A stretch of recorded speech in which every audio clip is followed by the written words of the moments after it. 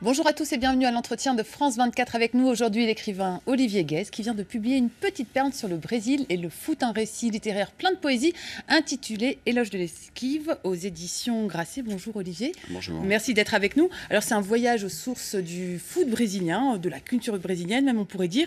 Et pour vous, clairement, c'est le dribble qui est pas seulement une technique mais une ruse, écrivez-vous, qui a été développée par les premiers joueurs noirs pour éviter tout contact avec les défenseurs blancs, parce qu'à l'époque, en fait, le foot n'était pas un sport mixte, c'est ça ? Parce qu'en fait, il faut se replonger dans l'histoire du Brésil pour comprendre un petit peu ces figures du dribble. L'esclavage a été aboli à la fin du 19e siècle, quasiment au même moment où le foot commence, importé par les Britanniques, comme partout dans toute l'Amérique du Sud. Lorsque le foot arrive, les premiers joueurs, les premiers clubs sont des clubs blancs. En fait, il y a cette élitiste. mode, élitiste, il y a cette mode de l'anglomanie comme partout dans le monde. Et d'ailleurs, les plus grands clubs de Rio sont des clubs de régate au départ. Et donc, dans ces clubs-là, il n'y a ni joueurs ni adhérents noirs. Les premiers joueurs noirs, puisque le foot se développe très vite, jouent de leur côté. Et les premiers métis qui vont oser s'aventurer parmi les clubs blancs vont devoir se travestir pour jouer. Ils se mettent de la poudre de riz. Alors, il y en a certains qui vont se mettre de la poudre de riz. Se gominer les cheveux aussi. Alors celui qui se gomine les cheveux s'appelle Arthur Friedenreich. Comme son nom l'indique, son père est allemand et sa mère est noire. C'est une lavandière. Il est très blanc de peau, il a les yeux verts, mais il a les cheveux crépus. Et donc il doit se lisser les cheveux avant d'entrer sur le terrain. Friedenreich est un phénomène. Il joue extrêmement bien, c'est un immense buteur. Et il va donner des idées à un club très ambitieux, qui est le Vasco de Gama, qui est un grand club de Rio, qui est le club des Portugais. Et le Vasco va décider de recruter les meilleurs joueurs de la région de Rio, quelle que soit leur couleur. Donc ça va être une première révolution. Ils vont remporter le championnat. Et puis 10 ans plus tard, lorsque la Ligue brésilienne se professionnalise, donc les classes populaires et notamment les Noirs vont entrer massivement dans le football brésilien. Et c'est à partir de ce moment-là que le foot brésilien va devenir ce qu'il est. Alors vous citez à un moment donné un anthropologue, je crois, qui explique que le foot et le dribble ont permis au Brésil de sublimer ses ambiguïtés et notamment ses tares, son péché originel, l'esclavage. Oui. En quoi ?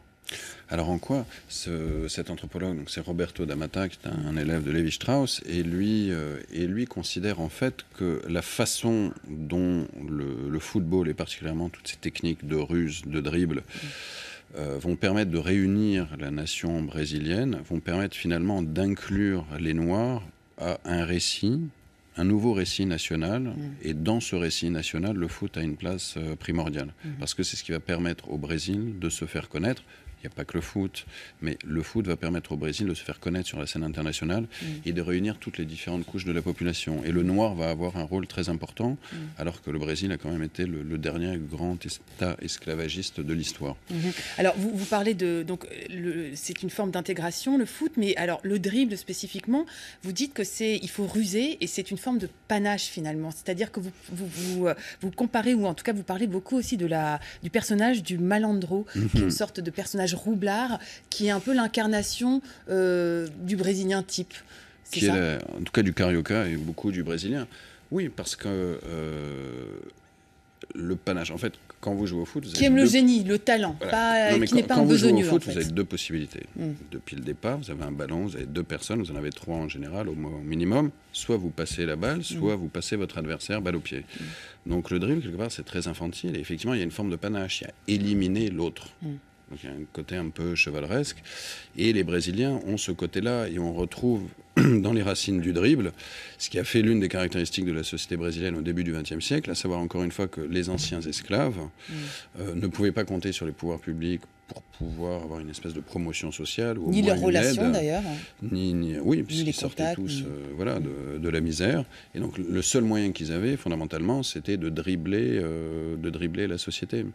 Et donc ce malandro qui est donc ce personnage débrouillard, mais qui est aussi un jouisseur, parce que ça c'est très important, on le retrouve sur le terrain. Le dribbleur et le malandro du football, et c'est aussi un jouisseur. Il y a quelque chose de très sensuel dans les gestes du dribble. En fait. Vous dites c'est le dribbleur social, le malandro. Vous dites aussi que c'est la figure classique des cultures minoritaires et opprimées qui ne se rebellent pas mais qui contournerait les règles. Oui, parce que ça sert à rien de se rebeller. Vous êtes trop faible, l'ordre vous écrase. Oui, une petite expérience historique, j'en sais rien. Mais oui, c'est-à-dire se rebeller lorsqu'on est si faible n'a pas grand sens. On se fait écraser par les superstructures, et donc le seul moyen finalement de parvenir à ses fins, c'est de dribbler, l'adversaire, c'est de se jouer, c'est de le tromper en tout cas. Et c'est toute la philosophie du dribble. C'est toute la philosophie du dribble. Et alors vous dites à un moment donné que d'ailleurs, a priori, Deschamps n'aurait pas été populaire au Brésil, peut-être pour ces raisons-là aussi. En tout cas, comme joueur, non, il ne fait pas partie de ces grands joueurs spectaculaires. Il n'avait pas une technique particulière, c'était plutôt un meneur d'hommes. C'est un extraordinaire capitaine, on voit que c'est un excellent entraîneur. Mais ça pourrait pas être une figure mythique du football brésilien. Il n'a pas les caractéristiques du malandro. Du malandro. Alors, vous parlez à un moment donné aussi de Pelé, mais de façon assez... j'en parle pas mal. Vous en parlez pas mal, Pelé. mais plutôt sur la fin. Et surtout, vous rendez surtout hommage à un footballeur qui s'appelait Garrincha. Mais qui est presque un personnage, d'ailleurs. L'ange aux jambes tordues, le livre commence avec son enterrement. Visiblement, il vous fascine. Pourquoi ? C'est qui cet homme ? C'est un tordu, aussi tordu que ses jambes. C'était l'un des plus grands footballeurs de l'histoire, peut-être le plus grand dribbleur de l'histoire. Il partait systématiquement à droite. C'était un clown, fondamentalement. Plus qu'un footballeur, c'était un clown. Il avait l'intelligence d'un enfant, il était quasiment débile, il était obsédé sexuel. Il avait une polio, il a eu la polio quand il était gamin, donc il n'aurait jamais dû être un sportif de haut niveau. Et c'est quelqu'un qui a tout connu, à la fois la gloire sur les terrains de sport, avec son club du Botafogo et l'équipe du Brésil, il est 2 fois champion du monde. Mais c'est quelqu'un aussi qui a eu énormément de malheur, en fait, dans sa vie, puisque il était alcoolique, il a écrasé sa belle-mère en voiture, il a failli tuer son père aussi en voiture, mais son père a échappé.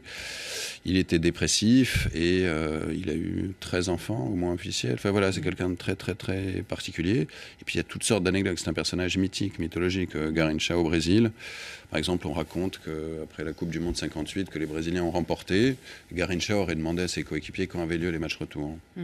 On lisait les aventures de Donald Duck dans les vestiaires. Enfin voilà, c'était l'inverse du sportif professionnel ou du footballeur. Oui, non, c'est sûr, on est très très loin du foot pro d'aujourd'hui, ça c'est clair. Du foot pro d'aujourd'hui, y compris au Brésil, parce que finalement, à la fin de votre récit, on sent que, presque une pointe de nostalgie, parce que vous dites aujourd'hui au Brésil, les enfants qui jouent au foot dans la rue, on en voit beaucoup moins, ça se passe dans les salles. Il y a une forme de nostalgie parce que le foot renvoie, tous les amateurs de foot sont renvoyés à leur enfance. Et là, on est en pleine Coupe du Monde. Là, j'ai 8 ans depuis 2 semaines et j'ai encore 8 ans pendant 3 semaines. Et je vois tous mes amis qui aiment le foot, c'est pareil. Donc il y a toujours une forme de nostalgie.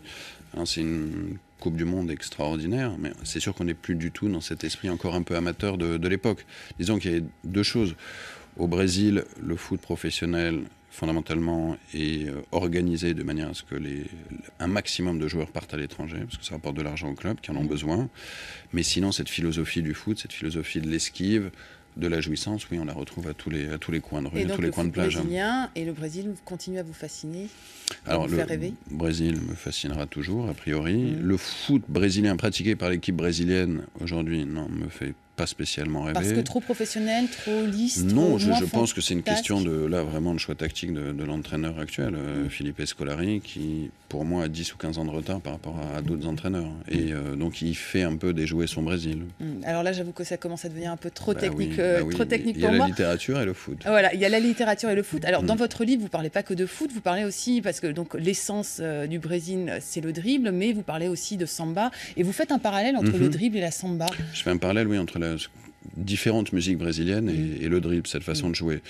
La samba, parce que la samba, à la différence des autres danses sud-américaines, comme la salsa ou le tango, la samba est totalement libre. C'est la spontanéité, c'est l'inventivité. Vous faites ce que vous voulez dans votre coin, ça dérange personne et c'est magnifique. Et il y a quelque chose comme ça dans le dribble où c'est la spontanéité, c'est la feinte, encore une fois, c'est tromper, c'est prendre du plaisir. Il y a ça, et je trouvais qu'il y avait aussi des points communs avec la bossa nova. Qui est une musique blanche, pour le coup, qui apparaît... oui et non, parce qu'il y a quand même il y a beaucoup de rappels du jazz noir américain. Il y a eu beaucoup d'échanges entre le Brésil et les États-Unis dans les années 40-50. Il y a eu toute cette formation. Et en fait, ce qui est fascinant entre la bossa et ce foot de l'époque, des années 50-60, à la même période, c'est qu'on a l'impression que c'est extrêmement simple, alors que c'est incroyablement compliqué. Quand vous écoutez un air de bossa, c'est tout de suite, vous percevez, c'est des mélodies qui sont très simples. Et lorsque vous regardez, ou même si vous surimposez des images de ce Brésil de 58-62, vous pouvez l'accompagner par de la musique de bossa, vous avez cette même impression de facilité, alors que c'est incroyablement complexe. Simplement, ce sont des techniciens, des artistes de très haut vol. C'est l'âge d'or du Brésil, parce que vous parlez aussi de l'architecture et de finalement le moment où le Brésil assume son identité noire, fin des années 50. Alors il y a différentes périodes. Au moment effectivement où l'un ne va pas sans l'autre, c'est-à-dire au moment où le Brésil va accepter ses joueurs noirs, et ces joueurs noirs vont commencer à exceller, là c'est dans la fin des années 20, début des années 30, lorsque le Brésil, pour la première fois de son histoire, assume cette identité, sa fusion entre les Indiens, les Européens et les Africains. Et à la fin des années 50 et au début des années 60, c'est plutôt l'incarnation de la modernité. Et cette modernité, elle s'incarne par le foot, elle s'incarne évidemment par la musique, par le cinéma, par l'architecture de Niemeyer. Tout est nouveau à ce moment-là, en fait. Tout est nouveau, voilà.